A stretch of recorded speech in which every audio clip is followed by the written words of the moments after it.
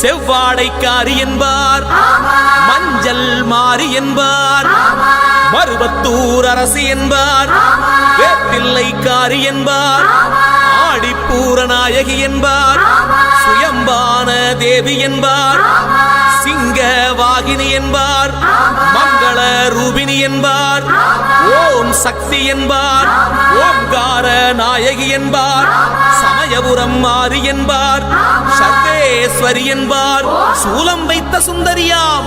திரிபுரத்தை ஆளும் திகம்பரியாம், பங்காறு வடிவில் தெரிவாளாம், பால்குடம் கேட்கும் பத்தினியாம், இருமுடி கேட்கும் ஈஸ்வரியாம், ஈரேழு உலகிற்கும் தாயானவளாம். அப்படிப்பட்ட